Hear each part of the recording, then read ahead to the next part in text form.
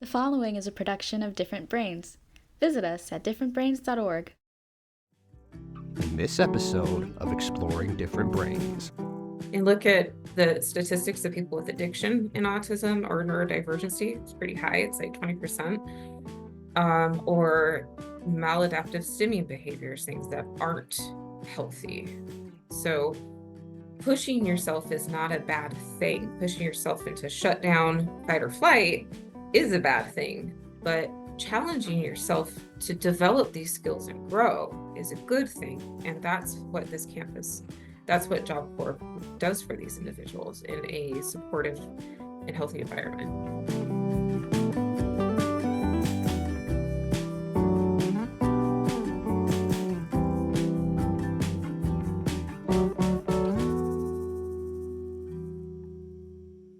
Hi, I'm Dr. Hackey Reitman. Welcome to another episode of Exploring Different Brains. And today we have coming to us all the way from Montana, Megan MacKay, where it's colder out there.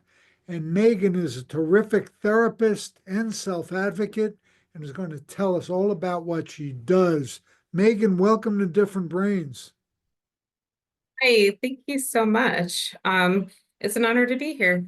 Let's start off by asking you what your connection to neurodiversity is and what led you to become a therapist. Very good question, and a very potentially long story. So for a recap, as a personal journey through a major life change within my 30s, I was a very scientifically based person. My bachelor's is in chemistry. I did research for quite a number of years, and then I had a major life event occur where I developed a passion for helping people within trauma and addictions in that world, and wanted to give back to people who gave back to me in a sense. And I found that helping people was something I was passionate about through counseling. And it's a whole world involving you don't do things for people, you empower people to do things for themselves and educate them and kind of walk along their path with them while they go through things. So that's how I got into the counseling and psychology. I chose counseling because it was more holistic and I had been practicing the medical model. I was in pharmacy school for a couple of years, and I found it didn't really answer a lot of individuals' ailments when it came to mental or physical health, because you look at broken parts of the body and not the whole existence of a human being. So fast forward, I've always been autistic. I've always had these things about, these challenges that I've had to overcome. At one point, like growing up, I was very nonverbal, heavily bullied in school. The social cue stuff, like all of it was always there, always felt different. Had a really hard time interacting with people, was in a constant survival state, like with shut down or over or dysregulated, and I found out I was actually autistic. So I started educating myself and others in that world, essentially, and kind of, as I had found, making it okay for them to be who they are and also want to strive to do better. Okay to be who you are. That's great. Now, you're also concerned with getting people independent, getting them jobs, and talk a little about your work with the Job Corps. Yeah, absolutely. I work on probably one of the most beautiful campuses here in Montana. We're out in Darby. It's south of Darby, a good 15-20 minutes, past a lot of farms and kind of up in the back hills, or mountains, I would say. There's a lot of jagged cliffs around here, where students come to learn various trades. We have 11 trades on campus, including fire, electrical work, there's 3 different union trades. There's facilities maintenance, natural resources, and just a whole lot of opportunities for individuals who prefer to enter into this type of work rather than go through your typical academia. My job is to be the mental health counselor here on staff. Come to find out, there's a good population that have these individuals have official autism diagnoses. What could other employers learn from how the Job Corps operates? Accommodations and how easy, but how important and how life-changing that can be for a person. Understanding that it's not an inability, it is an ability that needs more support. It's just development in a different way for individuals who have different learning styles or processing methods and speeds, whatever that might be, or education. The structure here, it provides them a whole lot of elements that aren't necessarily found in your typical academic setting. Now, yes, there's structure in the academic setting, but here it is rigorously structured.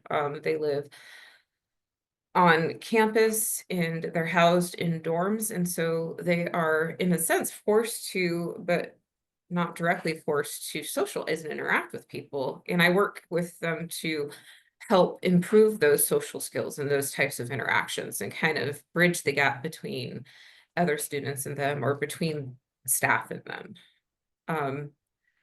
There's a lot of hands-on work, and so learning how that autistic individual functions is incredibly important. Like the famous saying goes, if you've met one person with autism, you've met one person with autism. So you have to understand what it is that they deal with. Like for me, I can't do fluorescent lights. Like if you see my office, you know, it's backlit, and whenever I get into a bright fluorescent room, my brain just like shuts off. It's like looking at those HID headlights, and you just like stop and are stunned for a moment. And so this looks differently for different individuals with neurodiversity. So is it sound? If that person hears like a buzzing in the background, is that all they can focus on? You know, how can you work with them to get through that and whatnot? So it's kind of the perfect environment for people who do have autism. I mean, there's like nature is right out as soon as we walk outside. So the regulation is the important piece, along with the education that I provide. And like, look how simple it is. We can go for a walk. We can look at the trees and the cliffs and maintain a sense of balance and regulation. So other employers could learn how the Job Corps supports individuals, because your attitude is, let's give people the help they need to succeed in what they want to accomplish and do, as opposed to, you can't do this because of X, Y, or Z. Yeah. Basically, don't limit people. Look past the surface.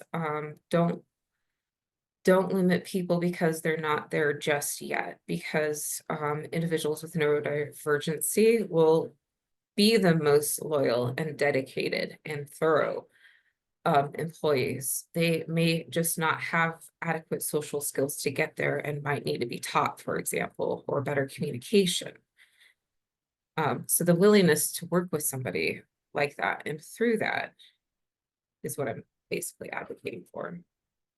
And what would you say to someone that is considering Job Corps, but isn't sure if it's for them? What's our motivation? And how willing are you to dive in and be uncomfortable? A lot of things that I find with those who don't understand neurodivergency well is, yes, there are limiting factors. There's stuff that we, you know, struggle with, like the sensory stuff or the social stuff. And we create ways to cope with these things ourselves, but it's not always a good thing. And look at the statistics of people with addiction in autism or neurodivergency. It's pretty high. It's like 20%. Or maladaptive stimming behaviors, things that aren't healthy. So pushing yourself is not a bad thing. Pushing yourself into shutdown, fight or flight is a bad thing, but challenging yourself to develop these skills and grow is a good thing. And that's what this campus, that's what Job Corps does for these individuals in a supportive and healthy environment. How would you like to see autism awareness improve? Education in the employability sector, because there are a lot of so many college educated individuals who face these challenges, who with just mild accommodations would excel within the workplace. Look at the interview process and how that just bars people out the gate from, employability in itself. What happens when they ask you a question? We're going to be completely honest, brutally honest, and say what we're thinking and what's on our minds. That's not always what people are looking for. We might, head down the wrong path, and that could be a limiting factor. Understood. Tell us about your show, Grizzly Talk. Oh, I have retired that since due to time limitations and wanting to maintain balance with my family and work. But I had taken about a year and gone through a good series of I think 7 interviews with different professionals, ranging from fellow therapists and counselors to lawyers and local theater director, talking about how all of these individuals interacted and improved the community somehow, for improving mental health through their services and work. So, for example, I did a show with a women's business center director who had they help provide small business support for women specifically, to help them exceed and empower themselves to be independent and get through all of the obstacles that it takes in order to start and build up a business, including all the legal and financial stuff. How does that help mental health? It gives somebody a life that they've always wanted. So it was for me, a growth opportunity, because I used to hate talking. I was not a interview person. I would, shake and melt down and do all the stuttering and just freeze. And I could not talk in front of people. And so over the years, I've kind of done a sequential self-challenge to get to the point where I was able just to ramble off in front of a screen or in front of an audience. And by doing that, I took on various speaking engagements all the way up to the show thing. And it just kind of helped me to enhance that ability to communicate and to do so in front of big crowds in the social context. Megan, how can people learn more about you? I have a business here in Montana. So all of my information is listed online. It's an office down in Hamilton, but I am employed full-time through the government with the Job Corps. And so I really don't do that a whole bunch. I have a very small caseload of complex trauma individuals. And but I do run a weekly radio show on our community station where I talk about mental health stuff, everything ranging from personality disorders to trauma and addictions. And so that's on 101.5 KFGM here in Missoula. I'm on the board there too, but I also run a blog.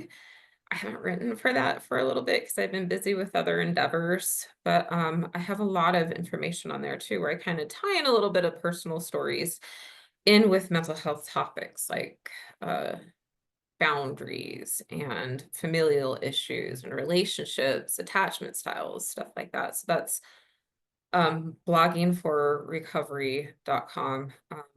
I'm starting to get that up and running again. My email is on my website, interstatehealingandrecovery.com. I tell you, this has been very educational, Megan, and very helpful. It's been a pleasure to have you, Megan, and I hope you'll join us again soon. Megan MacKay, thank you very much for being here with us at Different Brains. Thank you for the opportunity.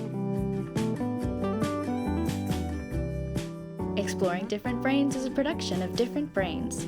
Visit us at differentbrains.org.